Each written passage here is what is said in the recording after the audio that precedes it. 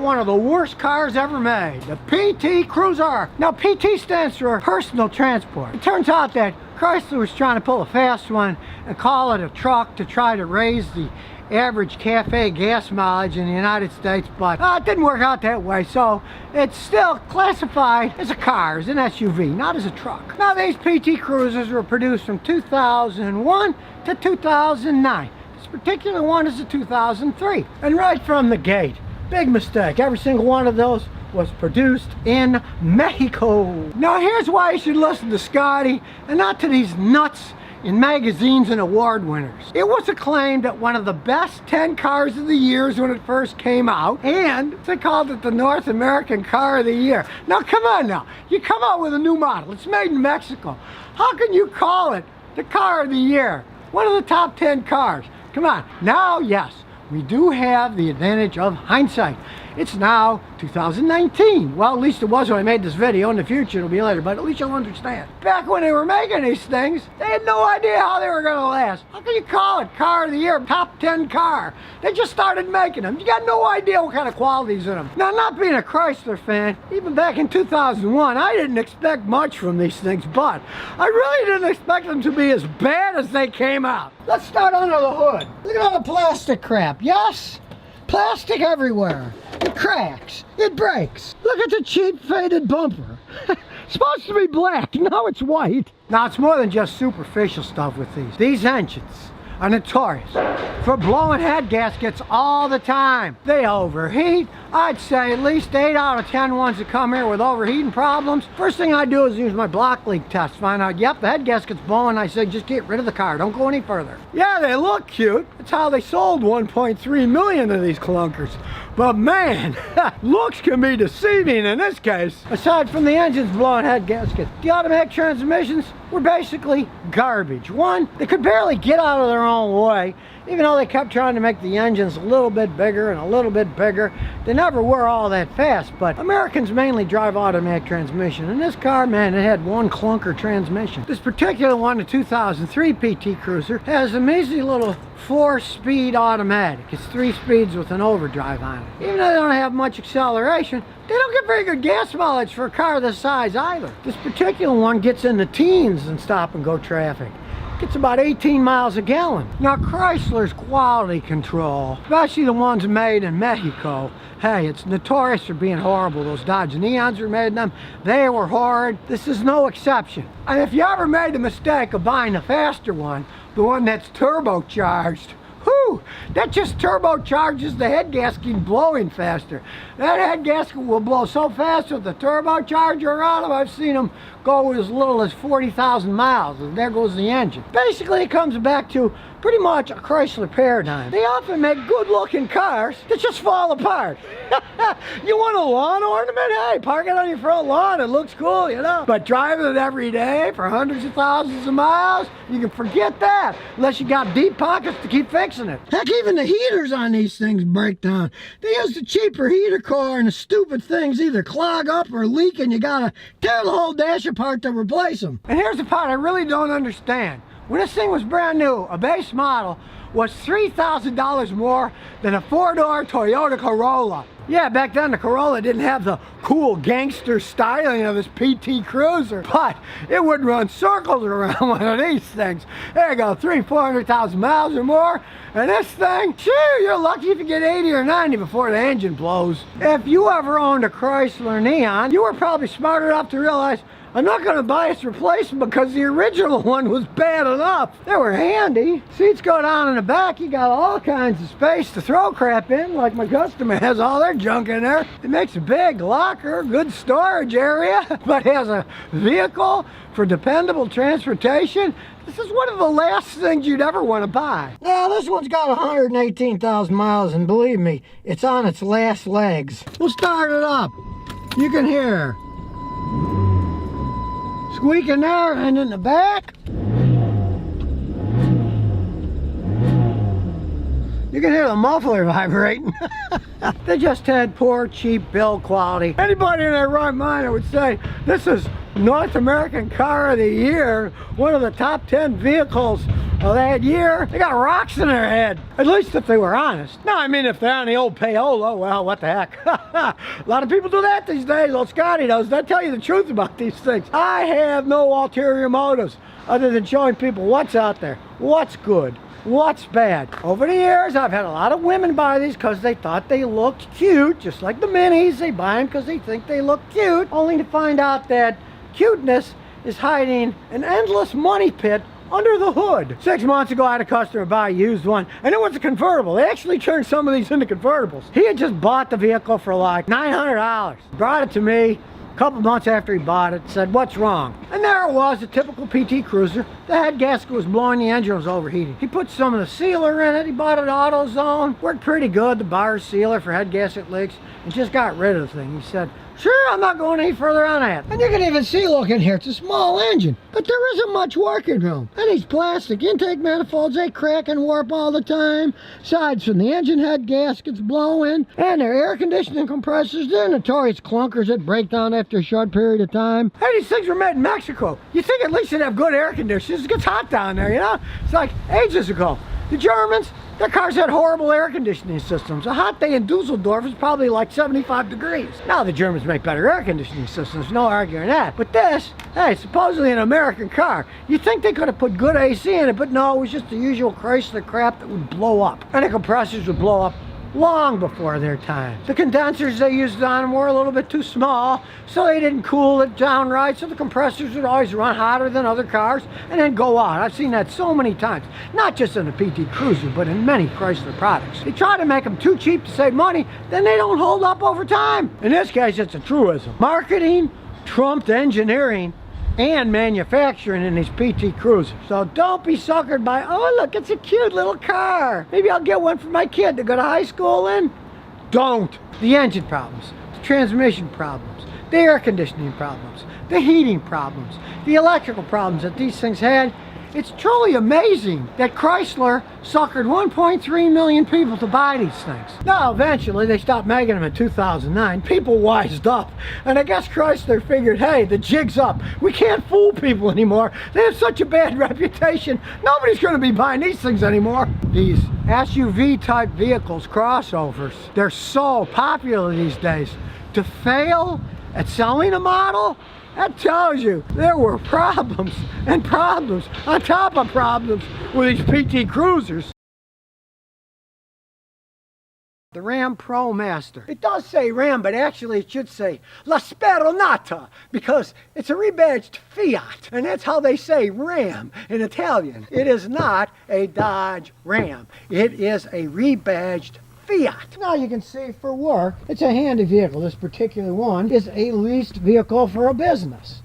And the guy says he loves the acceleration, he loves the space, they can fit all their stuff in it. And basically it's like a Ford Transit van, maybe a little bit smaller. It does get 25 miles a gallon actual. That's what he gets driving it around. It's got a lot of points going for it. The Fiat Italian engine, it's a zippy little van. It's got 178 horsepower. And the driver just informed me that before this, he drove the Nissan 200 little transit van, and he said that was horrible. Couldn't get out of its own way. He likes the horsepower with it, but this engine has a big problem. What is this? It's an Italian engine. This four-cylinder engine has a lot of power. It's 2.4 liters, but it burns oil. And it's a brand new vehicle. It burns half a quart of oil every 4,000 miles. And they're telling them, hey, that's the normal. It's like most modern engines, there's the overuse of plastic, everything. The valve covers plastic, plastic, plastic, plastic. And interestingly enough, it's still old school. It's got a hydraulic power steering pump. They were too cheap to put electronic steering on it, so they're just using the old school stuff on it. Basically, it's a rebadged Fiat, but watch this. As we go to the door, as we see inside, this baby was made in Turkey. So if you think we're getting Ram tough, American made, you aren't. You're getting a Fiat that's made in Turkey.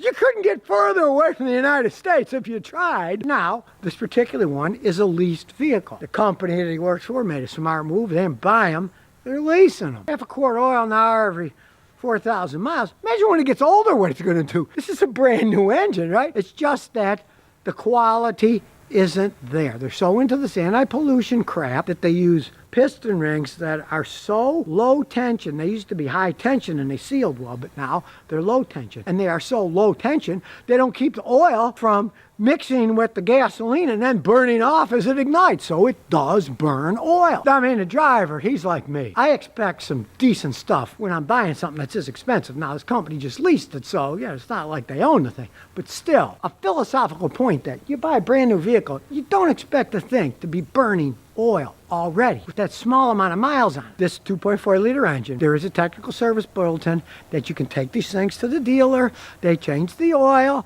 and then they seal the dipstick so you can't mess with anything, and then they see how much oil it burns. And if between 1,000 and 1,500 miles it goes more than halfway down the dipstick, they say that then they will rebuild the engine.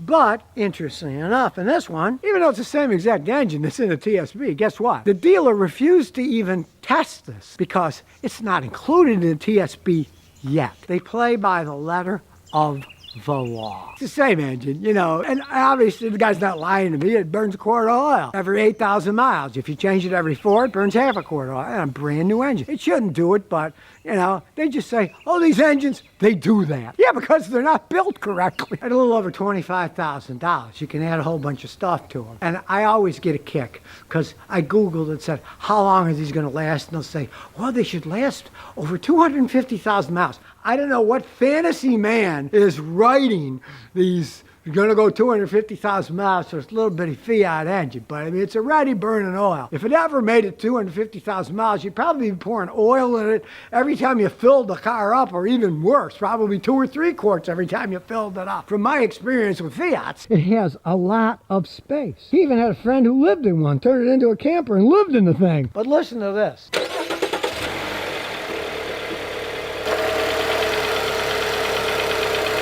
When you start it up, you can hear the valves clanging, clattering. Now, they quieted down a little, but when he came pulling in here, I thought, oh gee, that thing must have a diesel engine in it. This isn't a diesel engine. This is a gasoline engine, although a very loud one. And I hate to be the one to explain something that is bad news, but when you hear noise, noise is friction. You don't want to hear noises from an engine. If it's making noises now, it's only going to get louder as it ages and other parts start to wear out. You can just tell by when it starts up, all that noise that it makes, that it's a cheaply built engine. There's no ifs, ands, or buts. Yeah, it's a low-priced van. There's no arguing that. But it's got low-priced engine in it, too. It just doesn't have the quality. The oil burning shows it off right away, but that noise, that thing on startup makes more noise than my Celica that has 240,000 miles on it. And this thing's only got like 7,000 miles on it. It's like a Fiat 500. It's cute. It's got a lot of headroom. Heck, you'd be wearing a giant hat. It's not going to hit the ceiling. For carrying stuff, you know, it's pretty well designed. Now, I do have to say, the transmission shifts really nice because it's not Italian. So let's take it for a spin, see how it handles.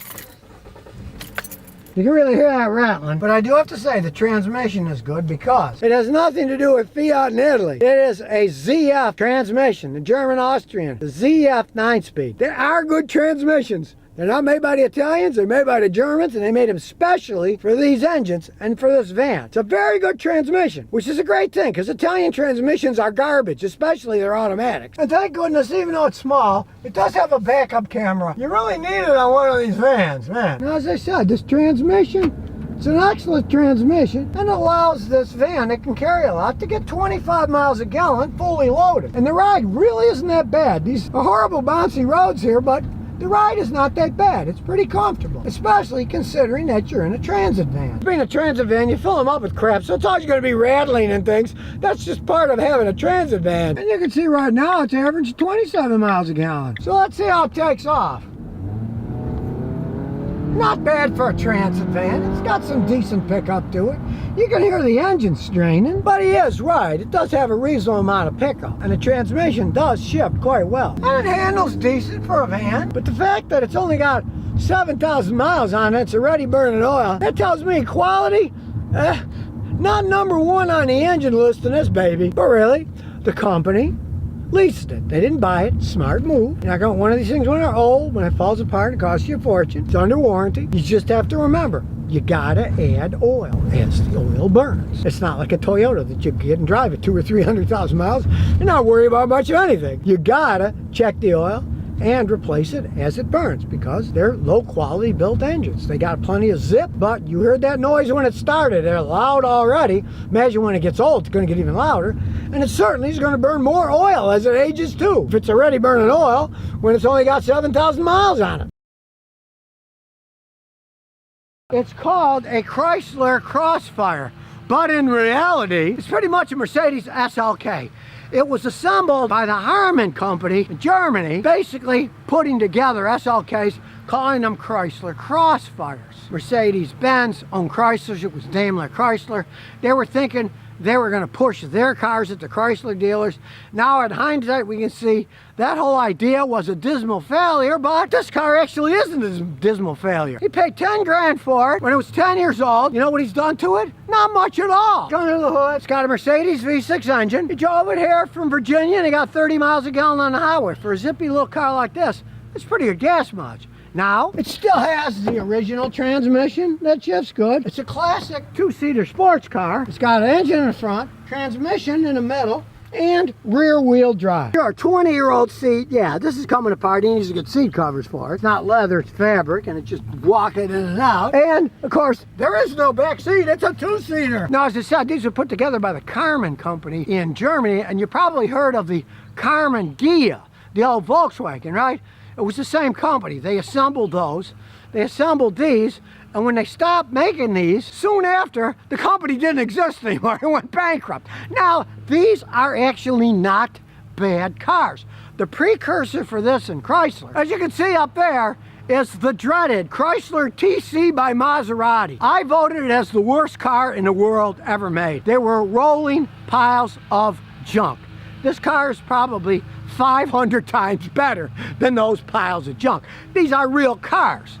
They're Mercedes SLKs, right? But since it says Chrysler Crossfire, he got this thing with 50,000 miles on it for 10 grand, right? You're not going to get Mercedes for that price because they have the name, you know what I mean? If you really wanted to go wild, you could take all the emblems off and glue Mercedes emblems on, and only a real person who knows what they look like on the back would realize what it was. Most people would just think it was a Mercedes, because basically it is a Mercedes. They were building them pretty good. Super strong engine with timing chain. And yeah, like any German car, they got a lot of plastic stuff that eventually it's going to break, but hey, the stuff's still in pretty good shape. The usual plastic headlamps, you can polish the heck out of those, make them shiny again. Virginia, so, shouldn't have much rust, which it doesn't. You're not going to see that in Virginia. Now, I did have a customer buy one of these when I was in Houston, and he made the mistake of buying it from Florida, and it wasn't Central Florida, it was on the beach, guy at a beach house. When I jacked it up, when he drove it back to Houston from Florida, I said, why did you buy that car? The metal just crunched. The thing was totally rotten away. So if you're gonna buy one of these used, see what area it came from and check the undercarriage. Like Virginia, Texas, New Mexico, whatever. You're not gonna have any rust, you're not gonna have any problems with it. But you gotta watch it if it's a salted area, because the bodies will rot away on these things. This case, no, it was in Virginia, so you didn't have to worry about it. You got a sporty little car like this for 10 grand, and then years and years later, and many miles later, hey, still in pretty good shape, you know? But we're gonna test it out with the old computer to see exactly what's happening inside. Now we got our Autel scan tool. It's got a regular plug up here, and so we'll turn it on, and it already knows what the vehicle is. That's how fast it is. It's already read the VIN number. Now it's decoding the VIN number for Crossfire. Do a full fault scan of the whole car. Here we go. Scanning. You can say it's a 6-speed standard tranny, which means it's going to be pretty quick. You can see presently got 125,000 miles on it. Sound system. Now it's got 12 codes. 10 of them are the stability. The instrument cluster says no CAN communication with PCM for the instrument cluster. These things often get a little bit on the squirrely side. We'll go to the trouble code. No CAN communication, right? And we'll erase the code. You'll often get communication codes in these things as they age. The electronic stability program has a whole bunch of codes. You're not really going to expect an electronic stability program to work on a car that's 20 years old. Back in the days, those are relatively basic systems anyway, but don't depend on it. You got to drive these things. They're not going to drive themselves for once. It's a standard transmission too. You got to do all that stuff yourself. In the lateral acceleration sensor circuit, there's some kind of problem. So we'll start her up now. Feel that powerful engine? And what we're going to do is we'll look at the main live data, the engine control module data. It's loading the info.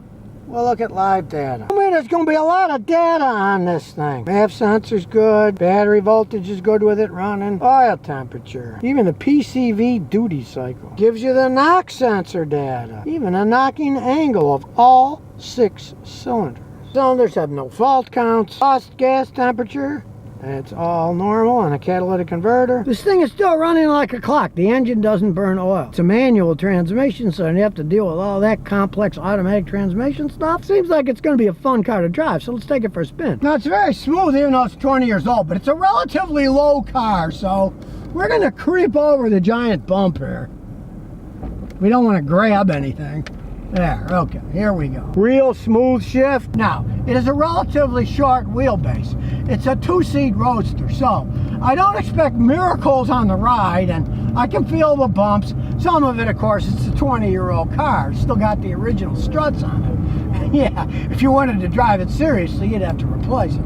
I personally would put Bilsteins on them. Here we go to the little stop sign, and people are all here. Even though it's early in the morning. Here we go. Give it some gas.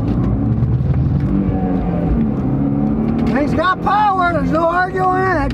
It gets up and goes. It may be a V6 engine, but it's pretty torquey. Although I do have to say, I felt the strut bouncing around the front. I would replace the front struts on this thing. Give it a better ride and it won't be doing that clunking. Plenty of power when you're taking off. And it looks like this is gonna stay green for a while, so. Nice, smooth acceleration. This baby takes off, very smooth.